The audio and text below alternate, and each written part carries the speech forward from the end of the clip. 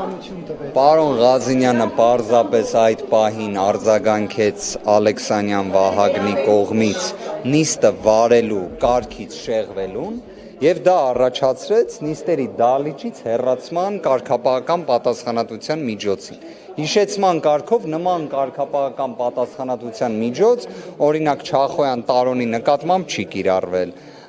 Ավելին, նիստը վարողը մեկնաբանելու ելույթի հետ կապված շարունակություն ապահովելու որևէ լիազորություն չունի։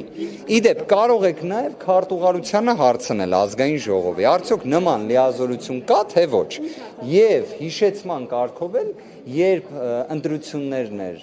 Ռուբինյանի, Կոնջորյանի եւ Ալեքսանյանի, իրենք բոլորը պնդում էին, որ իրենք կարող են լինել անաչառ։ Ավելին պնդում էին, որ նիստը վարելու ընթացքում լինելու են անաչառ։ Հիմա դուք տեսել եք օրինակ մի ՔՊ-ի падգամավորի ելույթին հաջորդի Ալեքսանյանի, Կոնջորյանի կամ Ռուբինյանի մեկնաբանություն։ Չեք տեսել։ Չէ, ի աջակցություն միգուցե, բայց ի հակադրումն երբևէ տեսած չեք լինի։ Այս գործելավոճը անհասկանալի է։ Կվերադառնանք առաջիկայում, ամեն դեպքում ուղղակի ստեղ արձանագրենք մի բան, որ սա, գիտեք, քաղաքական կաշկանդվածություն է, կանխակալություն է կամ ինչ-որ մի անհասկանալի երևույթ է, բայց ոչ ազգային ժողովի կանոնակարգ սահմանադրական օրենքն է։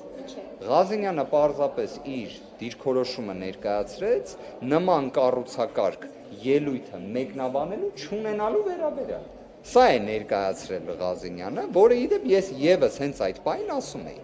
Իսկ դուք չեք մասնակցի մյուս հանձնաժողովների նախագահներին։ Այս առաջիկայում կվերադառնանք, կարծում եմ։ Հիմա մի հատ քննարկենք խմբակցությունը, ամեն դեպքում մեր գործընկերոջը ակնհայտ ապօրինի կերպով հեռացրեցին նիստերի դահլիճ։ Կա է վերաքննիչ դատարան, որտեղ եք բողոքարկելու։ Իդեպ վերաքննիչ դատարան չկա, բայց ազգային ժողովի կանոնակարգ սահմանադրական օրենքը մեկ ընթացակարգ նախատեսում է, ուղղակի դեռևս ձևավորումը չկա ազգային ժողովի։